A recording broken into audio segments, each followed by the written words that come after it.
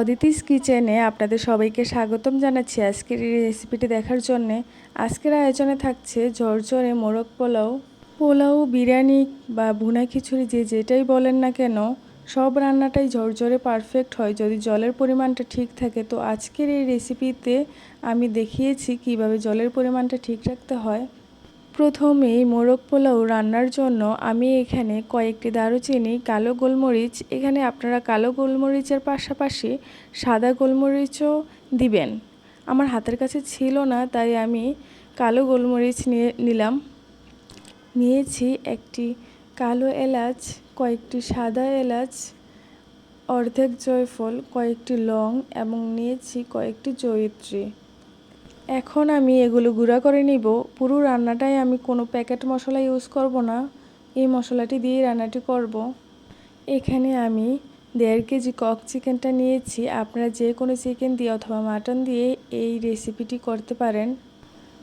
এখানে লবণ, আমার বানানো মশলা থেকে 1 চামচ গরম মশলা দিয়ে দিচ্ছি, 2 চামচ আদা রসুন বাটা ও অল্প একটু হলুদ দিয়ে চিকেনটি মাখিয়ে নিচ্ছি।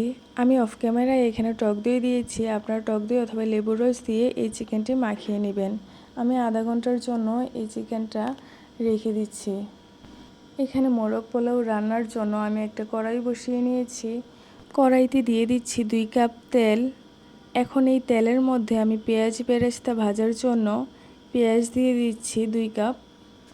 চুলাটি মিডিয়াম টু লো আছে, পেঁয়াজগুলো ভালো করে ভেজে নিতে হবে।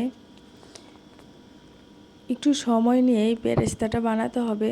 আমার এই বেরেস্তাটি হয়ে গেছে, এখন এগুলো আমি উঠিয়ে নিচ্ছি। পেঁয়াজগুলো উঠানো হয়ে গেলেই আমি একই তেলে ম্যারিনেট করা চিকেনগুলো ভেজে নিব। চুলাটা হাই হিটে চিকেনগুলো ভাজতে হবে যাতে চিকেনের থেকে কোনো পানি বেরিয়ে না আসতে পারে। চিকেনের কালারটা যাতে এমন সুন্দর হয়, চিকেনগুলো এভাবেই আমি ভেজে নিয়েছি। এখন আমি একই তেলে দিয়ে দিচ্ছি 2টি তেজপাতা, দিয়ে দিচ্ছি 1.5 কাপ পেঁয়াজ। পেঁয়াজটা একটু ভালো করে ভেজে নিতে হবে। পেঁয়াজটা এমন ভাজা ভাজা হয়ে গেলে এর মধ্যে দিয়ে দিচ্ছি 2 চামচ আদা রসুন বাটা ও 1 চামচ জিরে ধনিয়া বাটা। এখন এগুলো একটু ভেজে নেব যাতে এর কাঁচা গন্ধটা না থাকে। এগুলি একটু কষিয়ে নেব। কষানো হয়ে গেলে এর মধ্যে আমি দিয়ে দিচ্ছি 1 কাপ দুধ। মূলত আমি এই রান্নাটা এই দুধ দিয়েই করব, কোনো জল ইউজ করব না এটার মধ্যে। এগুলো দিয়ে অপেক্ষা করব ফুটে আসা পর্যন্ত। এগুলো ফুটে আসলে আমি যে মশলাটি বানিয়েছিলাম সেখান থেকে 1 চামচ গরম মশলা গুঁড়ো দিয়ে দিচ্ছি, আর দিয়ে দিচ্ছি এখানে বাদাম বাটা। এখানে আমি কাজু বাদাম বাটা দিয়েছি, আপনারা যে কোনো বাদাম বাটাই দিতে পারেন। বাদাম বাটা আর কাঁচামরিচ দিয়ে অনবরত এভাবে নেড়েচেড়ে দিতে হবে, নয়তো বাদাম লেগে যেতে পারে। এখন এগুলো আমি একটু কষিয়ে নেব। এগুলো এমন একটু কষিয়ে নেওয়া হয়ে গেলে এর মধ্যে একটু গোলাপ জল ও কেওড়া জল দিয়ে আর একটু কষিয়ে এর মধ্যে আমি যে বেজে রাখা চিকেনগুলো ছিল ওই চিকেনগুলো দিয়ে দিচ্ছি। সবগুলো চিকেন দেওয়া হলে এগুলো একটু ঢেকে দিব। ঢেকে মিডিয়াম টু লো আছে এগুলো 10 মিনিট রান্না করে নিব। আর 10 মিনিট পর যখন এগুলো হয়ে যাবে তখন একটি সাইডে রেখে দিব। চিকেনটা তো রান্না হয়ে গেল। এখন পোলাওটা রান্না করার জন্য আমি গরম তেলে 1 কাপ পেঁয়াজ দিয়ে দিলাম। এই পেঁয়াজের সাথে আমি অ্যাড করব 2টি তেজপাতা, কয়েকটি দারুচিনি, কয়েকটি লং, কয়েকটি এলাচ, দিয়ে দিচ্ছি 2টি জয়িত্রী। এখানে জয়িত্রীটা কমন দিতেই হবে। এখন এগুলো আমি একটু ভেজে নিব। এগুলো যখন এমন ভাজা ভাজা হয়ে যাবে তখন এর মধ্যে আমি ধুয়ে রাখা পোলাওর চাল দিয়ে দিচ্ছি। এখানে আমি 400 গ্রাম পোলাওর চাল নিয়েছি। এখন পোলাওর চালগুলো এই পেঁয়াজগুলোর সাথে ভালো করে মিশিয়ে নিতে হবে। এগুলো একটু ভেজে এর মধ্যে আমি দিয়ে দিচ্ছি 1/2 কাপ মটর। আপনারা মটরের পরিবর্তে বাদামও ব্যবহার করতে পারেন, বাদাম কিশমিশ এগুলো ব্যবহার করতে পারেন। এগুলো আমি ভালো করে ভেজে নিচ্ছি। এগুলো ভাজা হয়ে গেলে এর মধ্যে আমি দিয়ে দিচ্ছি ফুটন্ত 800 গ্রাম জল।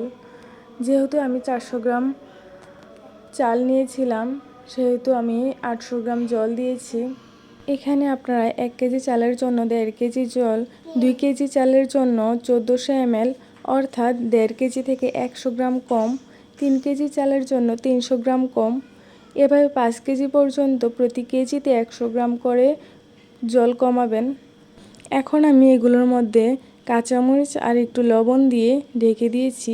ঢাকনাটা উঠিয়ে দেখাচ্ছি আপনাদের যে জলটা আর চালের পরিমাণটা এমন পর্যায়ে আসলে যে রান্না করা চিকেনগুলো ছিল ওই চিকেনগুলো এর উপরে দিয়ে দিতে হবে।